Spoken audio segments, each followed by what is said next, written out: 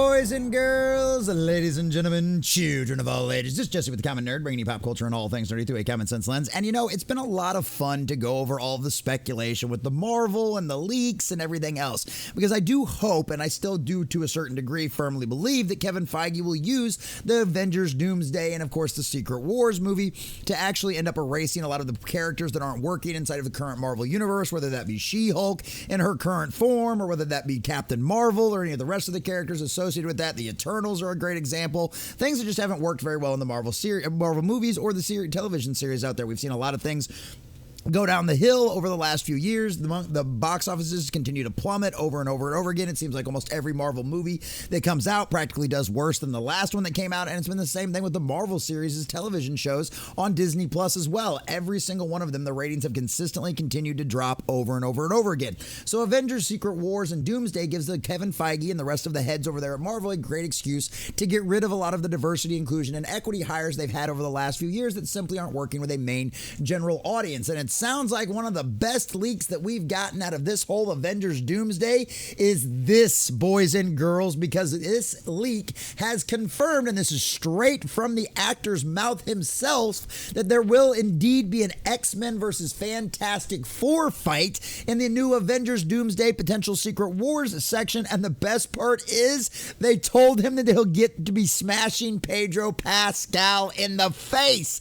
And ladies and gentlemen, if you're like me in any way, shape, or form and is sick and tired of seeing this soy boy beta male out there in Hollywood getting overused over and over and over again in way too much stuff, well, hell, if this actually ends up being the fat case, boys and girls, this might be worth the price of admission alone, because this could end up being the reset, the restart to what could end up being a potentially at least much better Marvel than what we have currently. But at the end of the day, we'll find out. And this actor's out there speaking, and this juicy information is something I wanted to go over because this is absolutely hilarious. And not only do I love this actor, but he seems very, very excited to get back into the role. And of course, he was a wonderful Nightcrawler back in the day as well. So we're going to check out this article from cosmicbook.news, getting all of the juicy details and see exactly what this actor has leaked out to the whole world. But before we do, if you do enjoy our content, hit that like button, share with all your friends, and subscribe or follow if you have not already, boys and girls, because we are grinding, we are growing,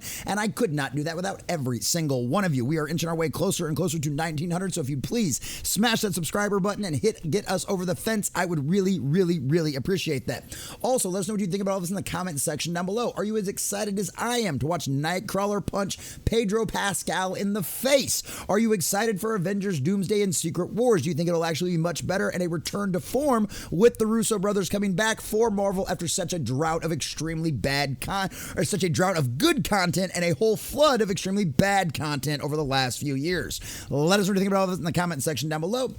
And if you'd like to support the channel, please check out the description down below. Check out the links down there and become a member of the channel for less than $5 a month. You can get your name at the end credits of every single one of our videos and the end of all of our live streams.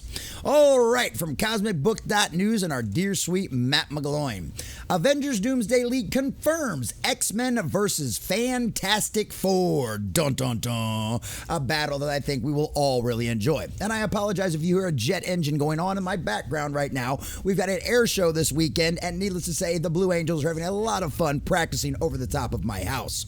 See what I mean? We got more leaks about Avengers Doomsday, this time from an actor on the set who confirms the flick will involve the X-Men versus the Fantastic Four. It would happen to be a fan of the Secret Wars. If you happen to be a fan of the Secret Wars comics, this leak should come as no surprise. But Marvel is not normally known for keeping secrets. Oh, Marvel is normally known for keeping secrets. I mean, we talked about that before in the past.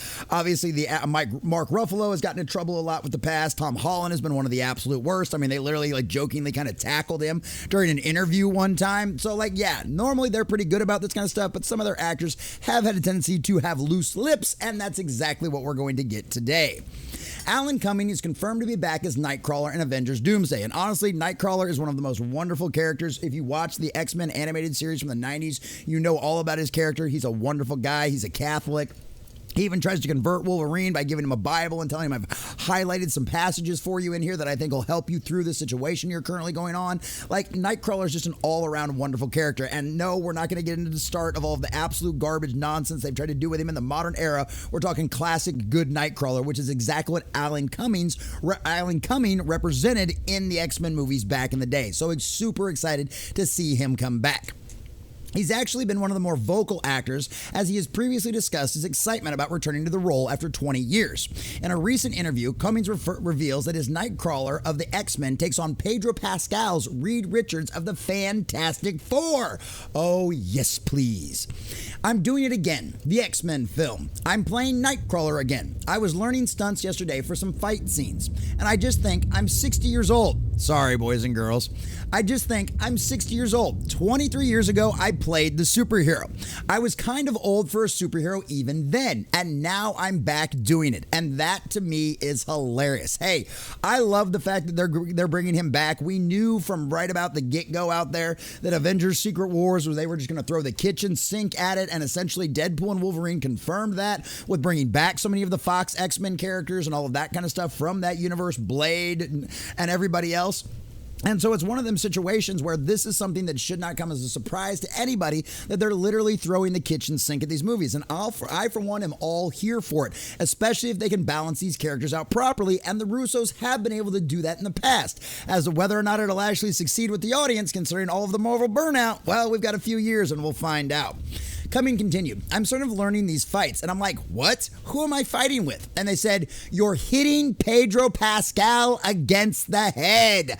Yes, please, for the love of God in heaven, Lord, say the same. I want to see it, Nightcrawler pop Reed Richards upside the head over and over and over again. Not because I have any not because I don't have any love for the actual character of Mr. Fantastic. No, because I simply can't stand Pedro Pascal, and I don't think he's going to do very well in the role. Who knows? Maybe he'll end up getting recast by the entire time all this is done, but I doubt it, considering how much Hollywood simply loves that man. But I love that.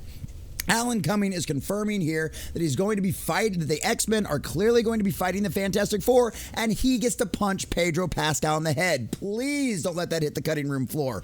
Please. Cummings also said following the casting announcement, isn't it nuts? I'm excited and amazed. It's been 23 years since I was a superhero.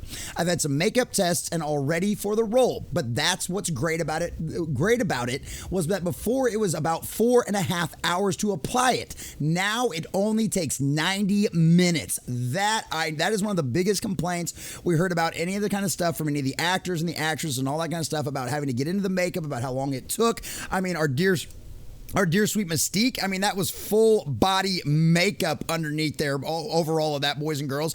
I can't remember how long it took her to get into it, but I know it was a very, very long time. And I just love to see how much advancements there have been made in that physical makeup stuff to be able to make it easy on these actors, because being in makeup all day long is going to be a hard job, especially considering how long it takes to apply it. You've got to sit there perfectly still. And so, yeah, needless to say, I'm glad they make some advancements, especially this is just going to make it easier for people. And honestly, it's probably going to make these actors more willing to actually true to their characters if the makeup doesn't take forever to do it. But shout out to the dedication of Cummings and everybody else back in the day that was willing to give the fans exactly what they wanted and good representations of their characters, so they went through all the suffering of actually getting it done properly.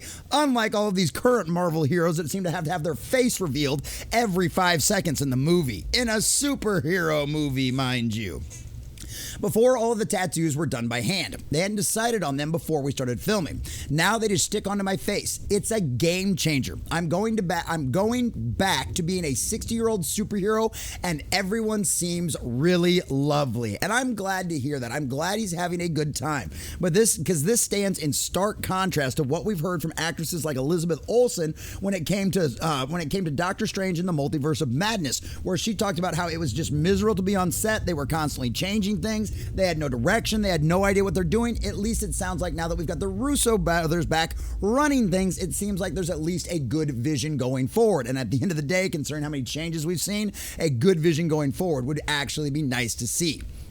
What remains to be seen is why does the X-Men battle the Fantastic Four? In the Secret Wars comics, the Beyonder gathers different groups of Earth heroes and villains on battle war to promise the victor anything they want. The X-Men are there, Fantastic Four, the Avengers, Doctor Doom. It's the team of villains, they're alien bugs, there's also Galactus.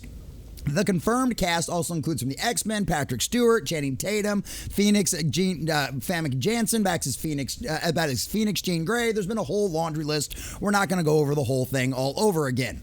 And obviously we know who makes up the Fantastic Four, so we know what's going on. So essentially they've got to come up with an idea to make this work. It's not hard. Anybody who's ever seen a Marvel DC crossover, or honestly any crossover with any of these teams, it's always been, what is it? It's always Avengers versus the Fantastic Four. It's always the X-Men versus the Avengers, or the X-Men versus the West Coast Avengers, or the West Coast Avengers versus the main event, or the European Avengers. Like, it's not hard to bring up something like this and make it work. Like, it always starts out as a misunderstanding, right? They end up fighting each other a whole bunch because one person thinks they're the villains, the other person thinks they're the villains. Because honestly, this is also a universe where this is a different Fantastic Four than what the X-Men universe actually saw, what the Fox Marvel universe actually saw. So you could obviously understand, even if you wanted to actually include that, because initially there was a deleted scene that was going to combine those two universes. Unfortunately, Rise of the Silver Surfer had what it had happened to it.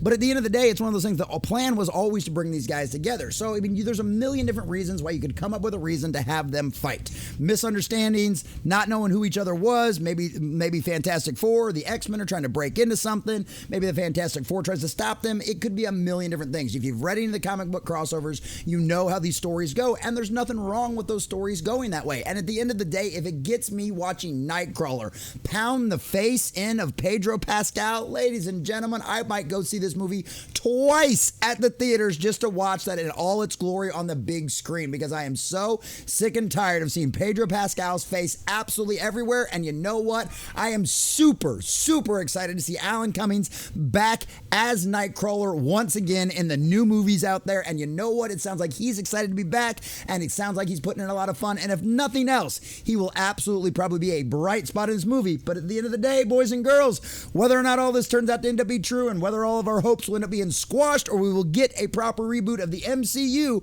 only time will tell. And at the end of the day, Marvel, you will get exactly what you deserve.